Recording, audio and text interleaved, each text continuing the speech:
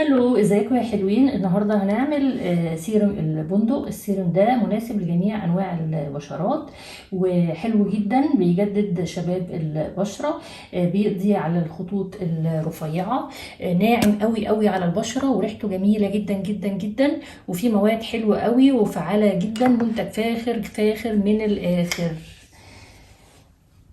بس قبل ما نبدأ الفيديو، يا ريت لايك وسبسكرايب وتفعلوا الجرس، وما تنسوش في الاخر تعملوا شير وكومنت.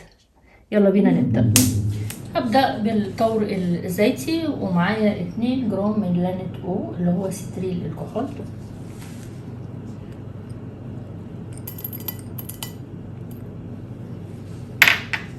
وجرام من الايماجين بي 2 اللي هو ستيرث 20،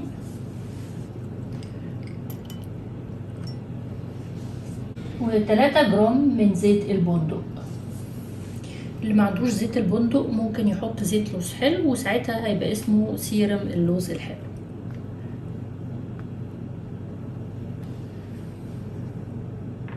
ده الطور الزيتي بتاعي. هنبدأ في الطور المائي. الطور المائي بتاعي عبارة عن 75 جرام من الماء المقطر، وانا بجيب الماء المقطر بتاعي من الصيدلية. هضيف عليهم 10 جرام من خلاصة الصبار المائية. خلاصة الصبار المائية وزيت البندق جبنا هدية من مصنع الإبلي. قلب تقليبة بسيطة خالص كده.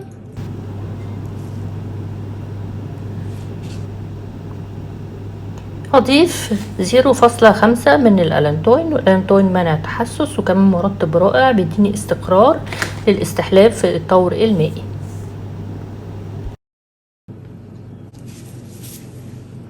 هقلب تقليبه بسيطه كده واسيبه على جنب لغايه لما يدوب تماما ويندمج وميبقاش فيه باين فيه اي جزيئات.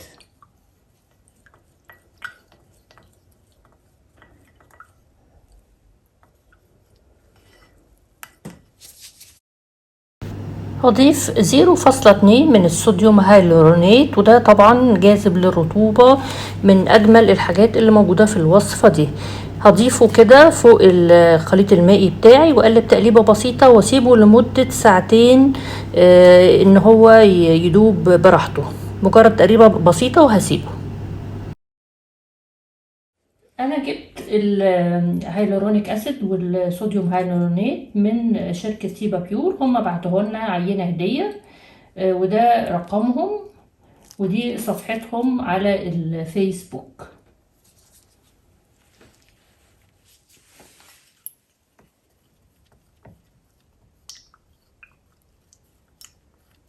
هنا انا معايا 3 جرام من الجليسرين، هضيف عليهم 0.3 من صمغ الزنسان. الجليسرين هيدوب لي صمغ الزنسان، هيندمج معاه بمنتهى السهولة ويدوب.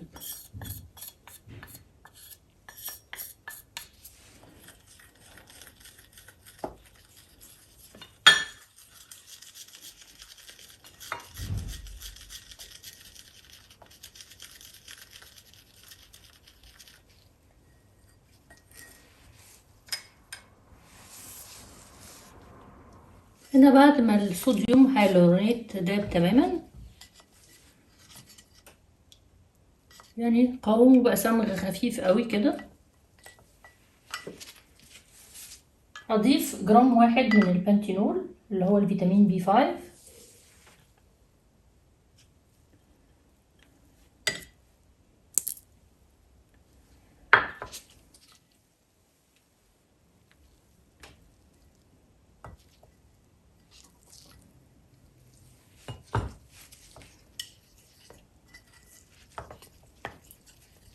واقلبه تقليبه كويسه.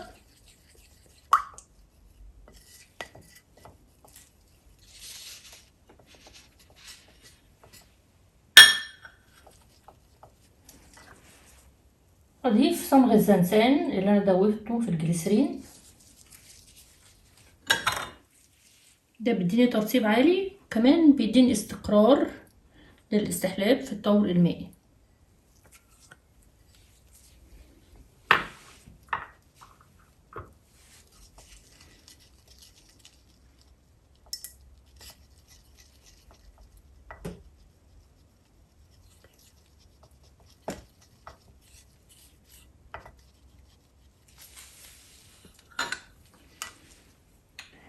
هضيف جرام واحد من اي بروتين عندكم. انا ضفت بروتين الرز، تقدروا تضيفوا بروتين الصويا، بروتين القمح، بروتين الحرير.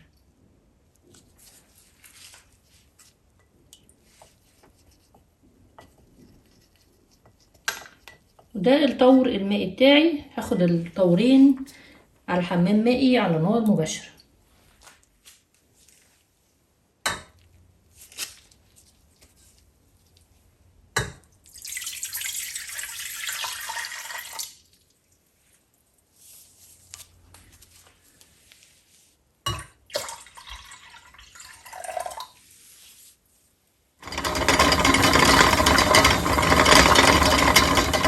هقيس درجات الحرارة. درجة الحرارة للطور المائي 35.5، للطور الزيتي 49.9، يعني 50،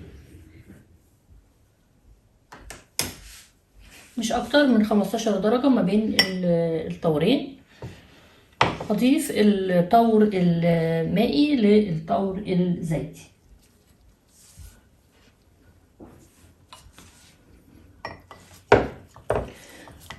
بشويش وأقلب شوية شوية. الاستحلاب اتعمل على طول زي ما انتم شايفين كده.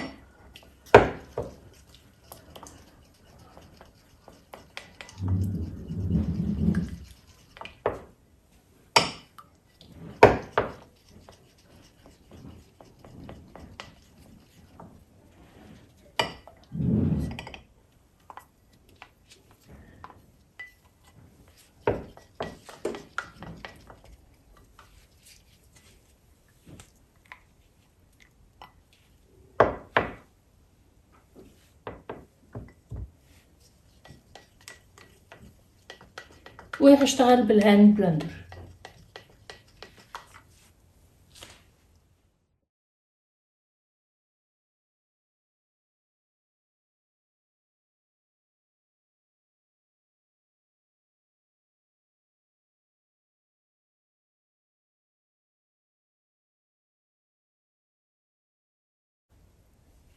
هسيبه يهدى شوية عشان الفقاقيع دي تروح تماما، وبعد كده اضيف اضافات الطور البارد. درجة الحرارة هنا 30.9، يعني اقل من 40. اقدر اضيف اضافات الطور البارد. هضيف جرام واحد من السيليكون 350، ده بيديني نعومة وانزلاق ولمعان في المنتج، ومش بيأذي البشرة خالص. اوكي. هضيف 0.3 من الفيتامين اي.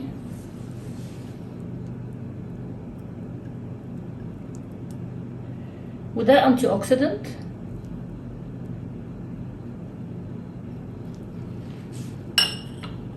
مضاد للأكسدة، بيحمي زيت البندق بتاعي.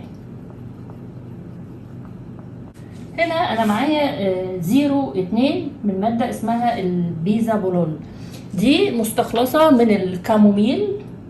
تقدروا تضيفوا بدلها زيت اساسي الكاموميل اللي هو البابونج، تقدروا تضيفوا زيت اساسي البابونج بدلها. خدت منها 0.2.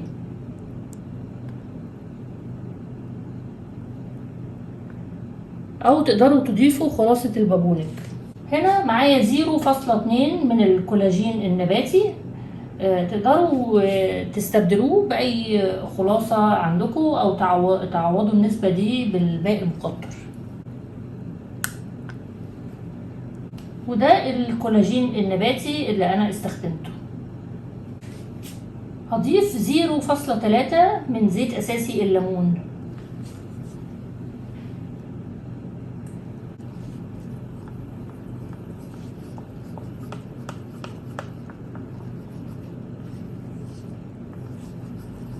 هعمل اختبار البي اتش. اول بنزل بماء مقطر كده، النوعيه دي انا بجيبها من الصيدليه.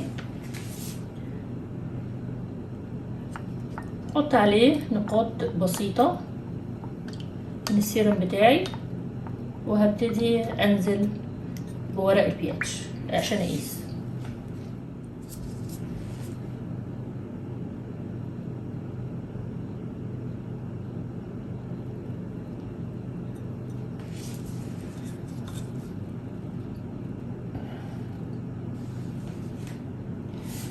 البي اتش بتاعي 5.5 تقريبا، وده ممتاز جدا جدا. هضيف المادة الحافظة بتاعتي 0.7 من البيوكرول WS1. تقدروا تستبدلوها بأي مادة حافظة مناسبة للكريمات. هبدأ أعبي في العبوات بتاعتي، وبعد كده هنجرب مع بعض السيرم.